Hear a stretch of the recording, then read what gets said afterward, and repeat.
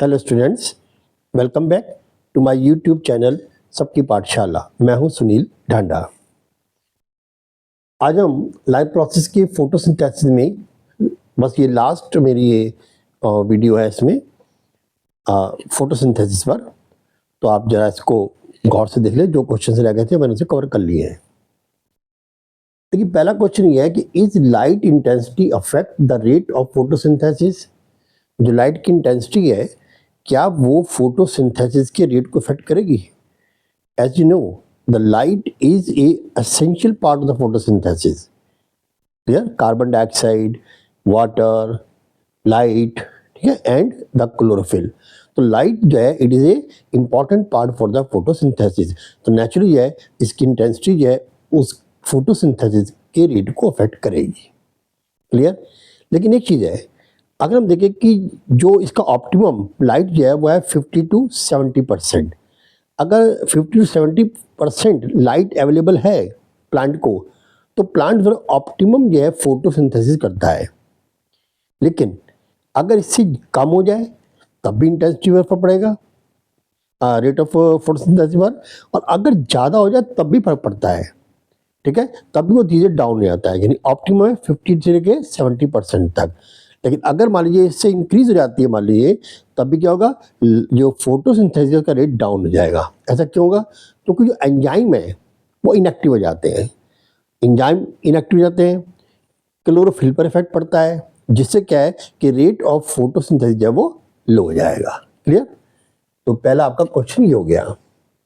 Second question है, two green plants है are kept then separately in oxygen free container. यानी कि आपके पास दो कंटेनर है और दोनों कंटेनर में ऑक्सीजन नहीं है। जैसे पहले हमने कार्बन डाइऑक्साइड टेस्ट किया था ना, QH के लिए रख करके, ऐसे हमने वहाँ से क्या ऑक्सीजन रिमूव कर दी। कार्बन डाइऑक्साइड प्रेजेंट है, ठीक है, और उस केस में ऑक्सीजन प्रेजेंट थी।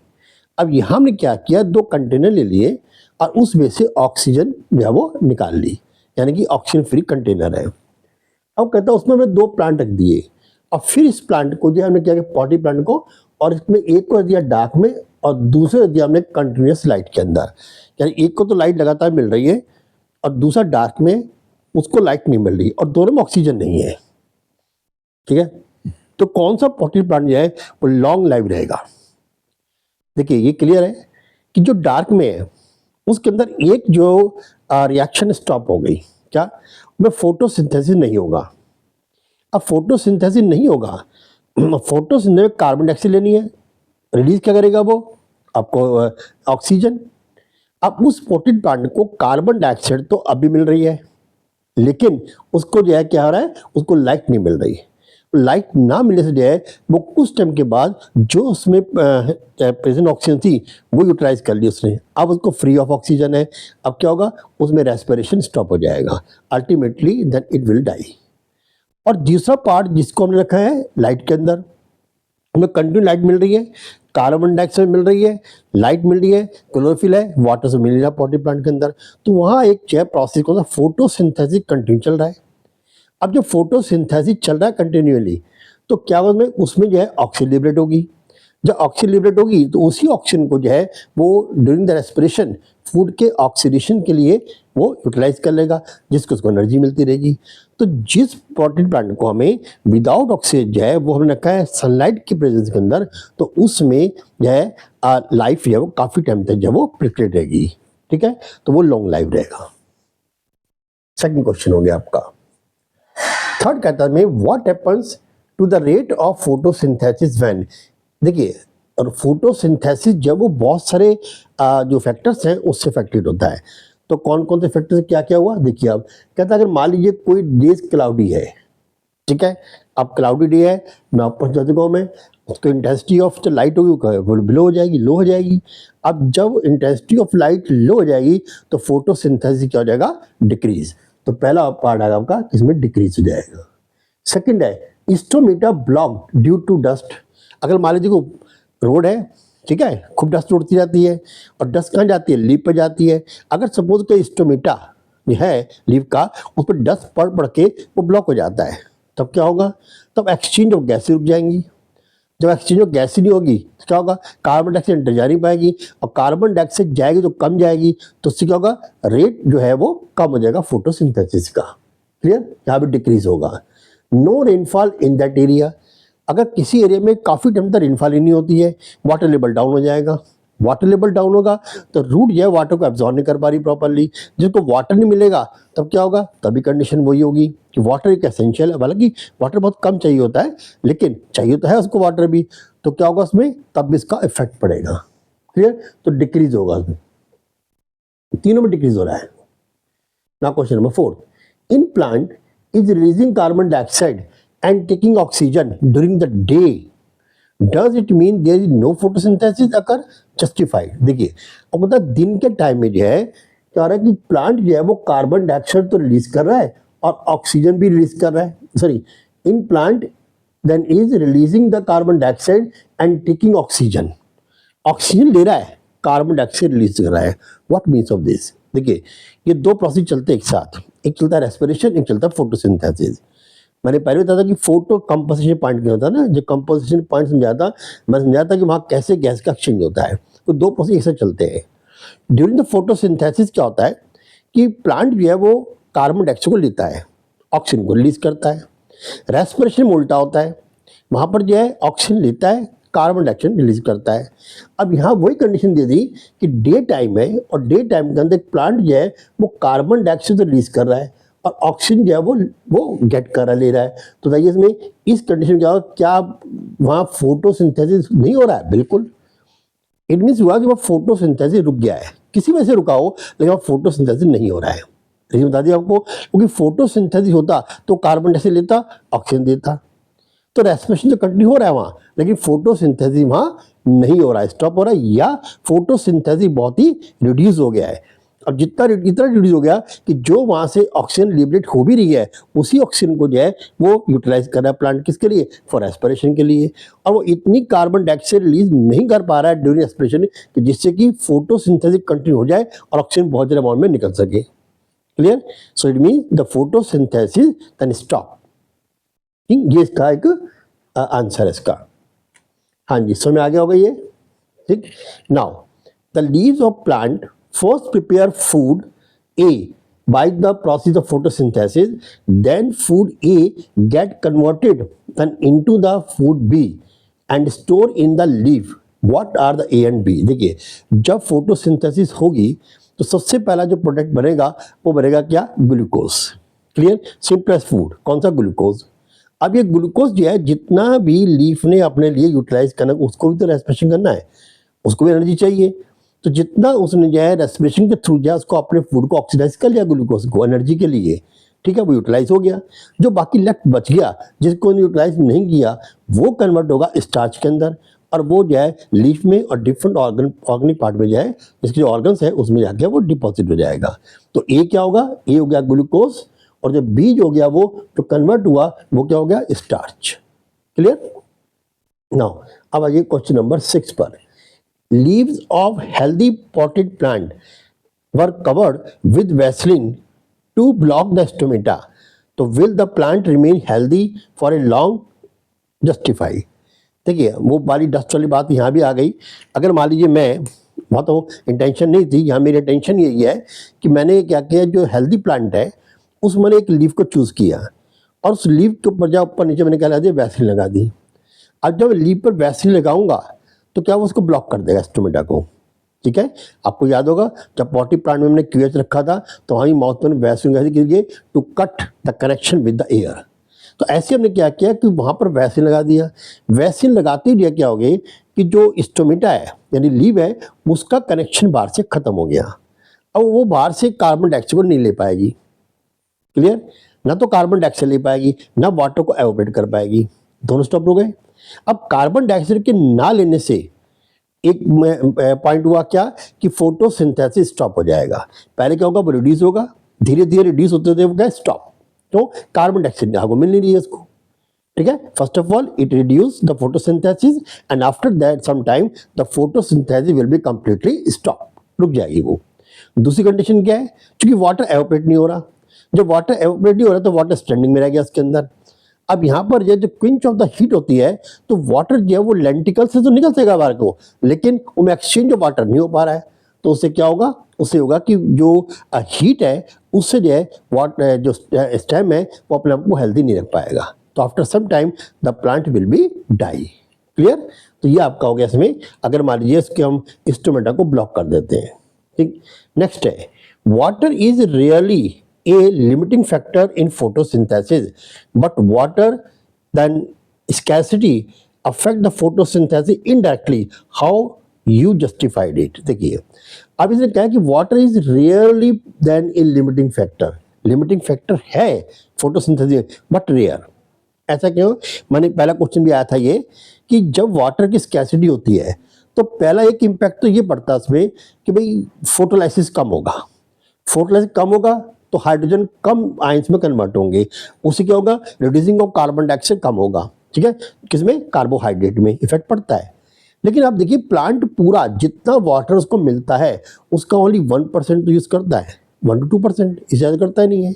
जितना वाटर जो है उसको रूट से मिल रहा है लीफ को, उसका 1 और 2% ही ओनली यूज करता है, बाकी पार्ट जो क्या एवोपरेट हो गया ट्रांसपिरेशन के थ्रू। क्लियर? अब 1 से 2% में ही जो है अगर उससे कम हो जाए वाटर तो क्या कहते हैं उसको हम, स्कैरसिटी ऑफ वाटर। अगर वाटर की स्कैरसिटी होगी प्लांट के अंदर तो फिर स्टोमेटा पहला काम क्या करेगा, अपने आप को क्लोज कर लेगा। बात समझ आ गई? क्योंकि वाटर उसको रखने, अपने पास रखने का बहुत जरूरी है।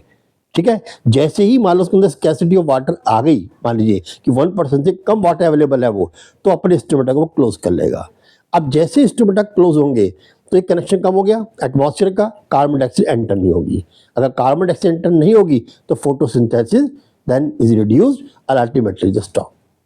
तो वाटर भी जो है एक लिमिटिंग फैक्टर प्ले करता है, लेकिन बहुत रेयर में, क्योंकि वो अगर वाटर 1% से लेस है तब जाकर जो है ये इसका इफेक्ट पड़ता है, अदरवाइज इफेक्ट नहीं पड़ता जनरली। अब आता है क्वेश्चन नंबर 8। देखिए what photosynthesis response to plant to carbon dioxide concentration. देखिए फोटोसिंथेसिस जो है प्लांट की वो कार्बन डाइऑक्साइड के कंसंट्रेशन पर इफेक्टेड होती है, बिल्कुल होती है। फिर कार्बन डाइऑक्साइड जो चाहिए इसको, अब कार्बन डाइऑक्साइड जो है अगर मान लीजिए एटमॉस्फेयर में है कितनी, 0.03% से 0.04%, इसके ऊपर तो है ही नहीं है। और यहाँ पर उसको लेस जो कार्बन डाइऑक्साइड है उसमें वो ऑप्टिमम जो है वो फोटोसिंथेसिस कर नहीं पाता। अगर मान लीजिए थोड़ा इंक्रीज हो जाए नियर अबाउट द 0.05 तक तो वो ऑप्टिमम है उसके लिए, तो वो बहुत अच्छा जो है वो फोटोसिंथेसिस कर सकता है। लेकिन अगर बहुत ज़्यादा कंसंट्रेशन बढ़ जाए तो कंसंट्रेशन अगर बहुत ज़्यादा बढ़ जाती है उसके अंदर प्लांट के लिए, तो क्या होता है प्लांट का स्टोमेटा फिर क्लोज कर लेता है अपने आप को। उसका रीज़न है कार्बन डाइऑक्साइड की अमाउंट जितनी उसको चाहिए यूटिलाइज करने के लिए उतनी ही लेता है प्लांट, वरना क्या है उसको तो कार्बन बाहर निकालनी है by the process of respiration. तो अगर मान लीजिए उसके अंदर बहुत ज़्यादा अगर अमाउंट के अंदर कार्बन पहुंच जाती है तो क्या होगा, वो अपने आप के स्टोमेटा को क्लोज कर लेगा प्लांट। ठीक है, लीफ क्लोज कर लेगी स्टोमेटा को। अब जब स्टोमेटा क्लोज कर लेगा तो क्या होगा, फिर करेक्शन फिर खत्म हो जाएगा उसका, किसके लिए, एवोपरेशन के लिए और कार्बन डाइऑक्साइड के लिए भी। तो हाई कंसंट्रेशन में भी जो है वो अपने आप को क्लोज करता है। तो कंसंट्रेशन दोनों जो है, अगर बहुत लो कंसंट्रेशन होगी तभी फोटोसिंथेसिस इफेक्टेड होगा, अगर बहुत हाई कंसंट्रेशन होगी तब भी जो है फोटोसिंथेसिस इफेक्टेड होगा। तो इसका आंसर देंगे कि yes, in both the cases that in high concentration as well as in the low concentration the photosynthesis is affected. Clear? ना होता है इसके अंदर, आपको ये आंसर देना, बता नहीं देना। अब आता है इसके अंदर does light duration affect the photosynthesis। देखिए लाइट की इंटेंसिटी अलग है और ड्यूरेशन अलग है। लाइट की इंटेंसिटी सेम है, उसमें कोई चेंज नहीं आ रहा, ड्यूरेशन बढ़ गई है, घट गई। अब देखिए जैसे आप सर्दियाँ हैं, अब विंटर के अंदर क्या होता है कि ड्यूरेशन ऑफ लाइट कम हो जाती है, गर्मियों के अंदर क्या ड्यूरेशन ऑफ लाइट जो है क्या होता है ज़्यादा हो जाती है। क्लियर बात नहीं? इसमें रेट जो है फोटोसिंथेसिस का रेट पे कोई इफेक्ट नहीं पड़ेगा, फोटोसिंथेसिस के रेट पर इफेक्ट नहीं पड़ता, लेकिन ओवरऑल जो फोटोसिंथेसिस होगा कितना हुआ पूरे दिन के अंदर दैट इफेक्टेड। ठीक है, क्योंकि ड्यूरेशन पीरियड जो है वो कम हो ज़्यादा हो जाता है। तो ड्यूरेशन पीरियड जो होता है उसमें रेट जो है वो डिपेंड करता है कितनी कंसंट्रेशन ऑफ कार्बन डाइऑक्साइड है, कितना वाटर अवेलेबल है, ठीक है ना, और कितना उसके अंदर क्लोरोफिल प्रेजेंट है, उसके अकॉर्डिंग जो है उसका रेट ऑफ फोटोसिंथेसिस डिसाइड होता है। लेकिन और कितनी इंटेंसिटी ऑफ लाइट है। अब इंटेंसिटी ऑफ लाइट पर तो होगा डिपेंड। अब ड्यूरेशन की बात आती है तो ड्यूरेशन से ये तो हो सकता है कि जब गर्मियों में फूड ज़्यादा बनेगा, सर्दियों में कम बनेगा, तो सर्दियों में कम लाइट है, गर्मी ज़्यादा है। लेकिन ओवरऑल जो है ना, ओवरऑल इफेक्ट पड़ता है, रेट में इफेक्ट नहीं पड़ता। क्लियर? तो यहाँ का आंसर ये होगा कि इसका ड्यूरेशन ऑफ लाइट जो है is affected only the overall then constructions of the food, but the rate is not affected by the duration of light. ठीक है, ये आपका आ गया। नेक्स्ट देखिए आप 10th question, the dark reaction then following input is provided the synthesis the food, what is output। देखिए उधर during the dark reaction, जब डार्क रिएक्शन हो रही है तो the flowing the input is provided to synthesis the food, ये आपको दी हुई है। ठीक है, ये आपको जो है प्रोवाइड किया हुआ है इसने कि कार्बन डाइऑक्साइड चाहिए, वाटर चाहिए, एटीपी चाहिए, NADPH चाहिए। ठीक है, कहते हैं व्हाट इज द आउटपुट, इसका आउटपुट क्या है, आपको ये निकालना है। ये इनपुट है। जब फोटोसिंथेसिस होगा डार्क प्लेस के अंदर, मतलब डार्क फेस के अंदर, तब क्या होगा, 6 मॉलिक्यूल कार्बन डाइऑक्साइड चाहिए, 12 मॉलिक्यूल वाटर चाहिए, 18 मॉलिक्यूल ATP चाहिए, 12 मॉलिक्यूल NADPH चाहिए। ये इनपुट है। तो आउटपुट क्या मिलेगा आपको, तो आउटपुट आपको मिलेगा, यहाँ तो मिलेगा इसमें 1 molecule of glucose C6H12O6, carbon dioxide और वाटर के 6 मॉलिक्यूल मिलकर बनेंगे C6H12O6। यहाँ पर मिलेगा आपको 6 मॉलिक्यूल ऑफ वाटर, 12 है 6 मिलेगा, 18 ATP है, आपको 18 मिलेंगे, लेकिन क्या मिलेंगे ADP, क्योंकि यही ATP जो है वो इसको प्रोवाइड करता है क्या, एनर्जी, और ATP कन्वर्ट हो जाएगा ADP के अंदर। नंबर ऑफ ATP और नंबर ऑफ ADP सेम रहेंगे, number of NADPH number of NADP same रहेंगे। यह बन जाएगा NADPH नहीं बनेगा, यहाँ हाइड्रोजन को यूटिलाइज कर लेगा। अब आप समझे क्वेश्चन क्या है। इस क्वेश्चन की भावना ये है कि जब डार्क फेस होता है तो डार्क फेस में ये आपको वजह है कंपोनेंट यूटिलाइज होते हैं। कार्बन डाइऑक्साइड चाहिए इसको, वाटर चाहिए इसको, ATP इसको एनर्जी प्रोवाइड करेगी, और NADPH को हाइड्रोजन देगा किसके लिए, रिड्यूस होने के लिए। क्लियर? अब वो कन्वर्ट कैसे होगा, इनपुट आउटपुट क्या मिलेगा, आउटपुट मिलेगा इन दोनों के कॉम्बिनेशन से एक मॉलिक्यूल जो है वो 6H12O6 यानी कि ग्लूकोज मिलेगा। उसके अलावा 6 मॉलिक्यूल आपको वाटर बाहर आ जाएंगे, ATP 18 के 18 मिलेंगे in the form of ADP not ATP now, और 12 मॉलिक्यूल NADPH जब मिलेगा NADPH नहीं मिलेगा। हाँ जी, समझ में आ गया, खुद अब हो जाए वो ऑक्सीडाइज हो जाएगा। एनी डाउट, समझ में आ गया। नाउ अब करते हैं इसमें क्वेश्चन नंबर 12 करने से पहले मैं आपको ये क्वेश्चन दे देता हूँ करने के लिए वाले। इस वाले को देखिए भले आप, वो स्पेस चाहिए इसके लिए। देखिए अब बता, नेम द फॉलोइंग, क्या दिया हमने, इसके अब नेम देने आपको already. The process in plant convert light energy to chemical energy, the process in plant convert the light energy to the chemical energy, पता है आपको क्या, photosynthesis. Clear? Now second, organism that can not produce their own food, जो organism अपना food नहीं बना सकते, क्या वो, हेटेरोट्रॉप्स। ठीक है। Now an enzyme that help to synthesize the food in dark reaction, कौन सा एंजाइम होता है, वो एंजाइम होता है RUBP। What means of RUBP, RUBP ribulose biphosphate, क्या है, रिबुलोज बाइफॉस्फेट, इसका यूज करते हैं हम, ये हो गया। Now full form of ATP, ADP, NADPH, ATP adenosine triphosphate, ADP adenosine diphosphate, NADPH बन गया। देखिए यहाँ गए निकोटिनामाइड, ठीक है, nicotinamide. Now A for adenine and D for dinucleotide and P for phosphate, और H यहाँ रिड्यूसिंग है, तो रिड्यूस्ड जाएगा, reduced then nicotinamide then adenine dinucleotide phosphate, ये इसका फुल फॉर्म हो गया। ठीक है, ये आपके पास आ गया। नाउ अब कहता है tube that conduct the water from root to leave, root से लीव तक कौन लेके आता है, क्या ट्यूब है, ट्यूब का नाम क्या है, जाइलम। आपको मैं कई बार समझा चुका हूँ ये जाइलम।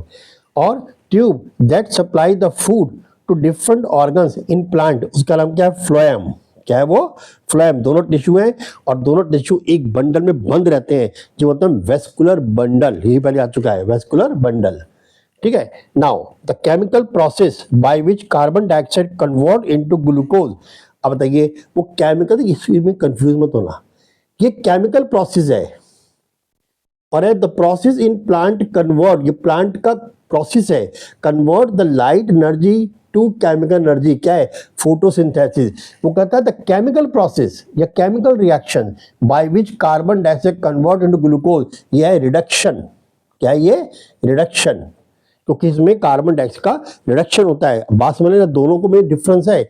अगर ये आ जाता है द केमिकल प्रोसेस या chemical reaction by which the carbon dioxide convert into glucose, तो दैट इज द रिडक्शन। ये रिडक्शन है। क्लियर? ये फोटो से नहीं देना है, थोड़ा गड़बड़ जाएगा ये। Now acceptance of carbon dioxide by ribulose, बताया मैंने कि रिबुलोज बाय फॉस्फेट जो है डार्क रिएक्शन में एक्सेप्ट करता है किसको? कार्बन डाइऑक्साइड को, अपने अठा बना लेता है। क्या? रिबुलोज कार्बोनेज। अब इस रिएक्शन का नाम क्या है? इसे है कार्बोक्सिलेशन। क्या नाम इसका? कार्बोक्सिलेशन।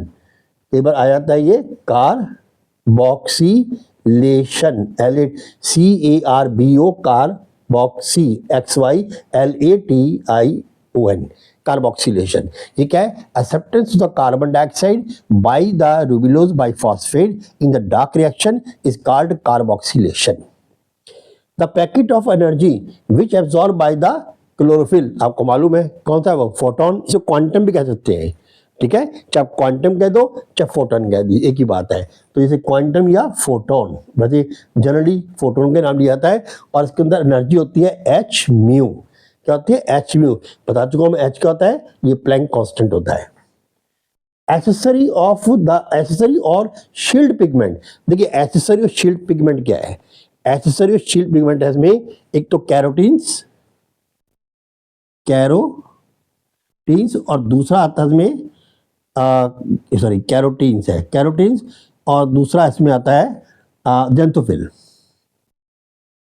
जेंथोफिल। अब ये बात है ना, उन्हें पिगमेंट का है इसलिए कैरोटीन्स और जेंथोफिल आएगा। अगर था एसेसरी और द शील्ड बजाय पिगमेंट कहते हैं तब आपका प्लास्टिड, तब हम कह रहे थे फिर आता है कैरोटिनॉइड्स। कहते हैं हम इसका कैरोटिनॉइड्स, क्योंकि प्लास्टिड कैरोटिनॉइड्स है, जैसे कि क्लोरोप्लास्ट।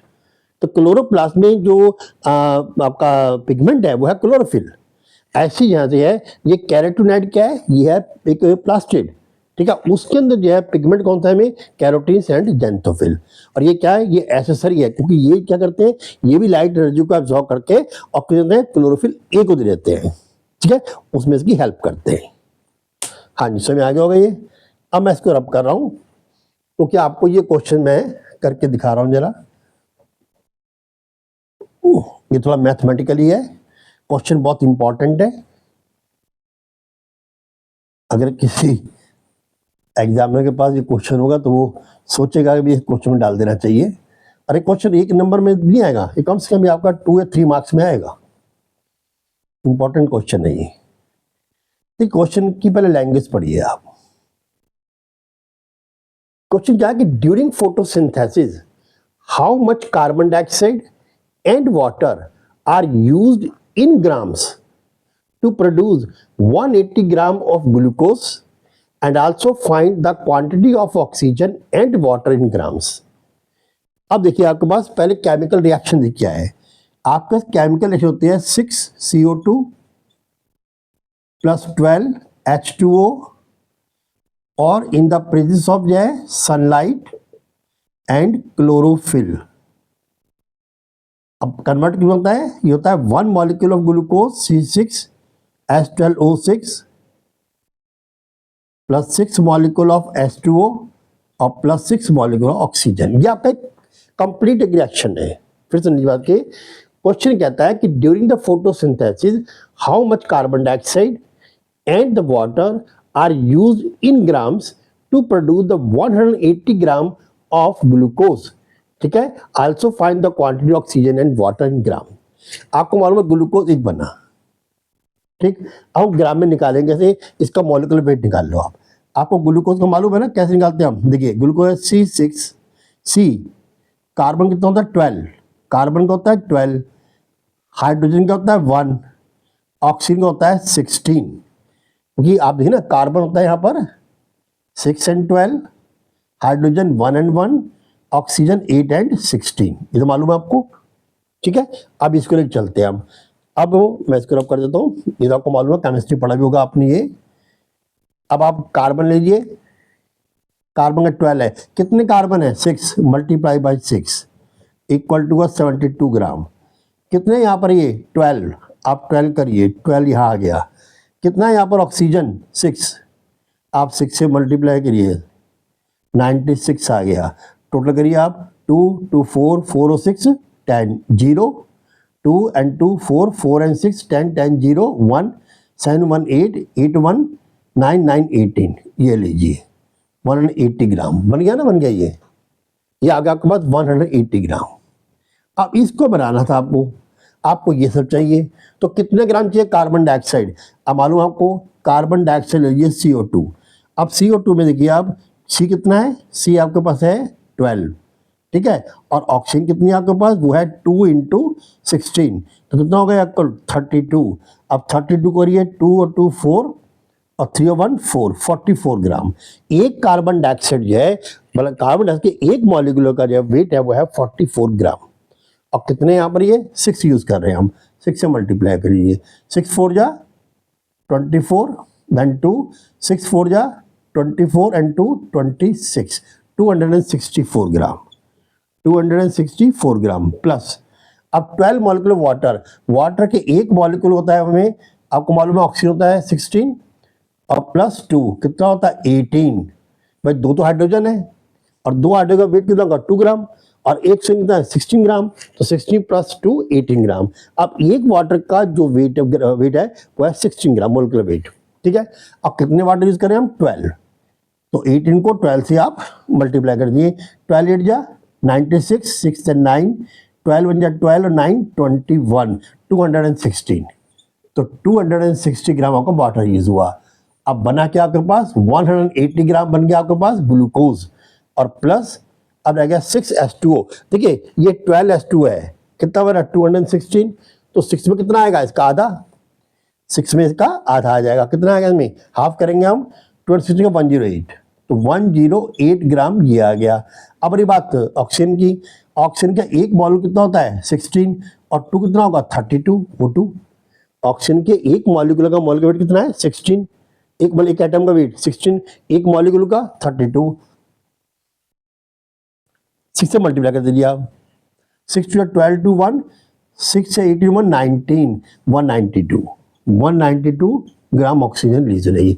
ये फुल आपका क्वेश्चन का आंसर हो गया। ये 3 मार्क्स से कम नहीं आएगा, अगर आया तो, ठीक है। मुझे क्वेश्चन मिला, मैंने डाल दिया इसको, ठीक है। आपका ये पार्ट कंप्लीट, फोटोसिंथेसिस मेरे हिसाब से कंप्लीट हो गई। मैंने जितने में से क्वेश्चन हो सकते थे मैंने सब निकालने के यहाँ रखे हैं, लेकिन फिर भी अगर कोई बच्चा जो मेरी वीडियो देख रहा है, अगर उसको कोई फोटोसिंथेसिस का और क्वेश्चन मिला है जो उसकी समझ में नहीं, समझ में आ गया ठीक है, अगर समझ में नहीं आ रहा है तो प्लीज़ देन कमेंट बॉक्स में जो है उसको लिख दीजिए, then I will try to give the answer for you. Clear? Okay, thanks now.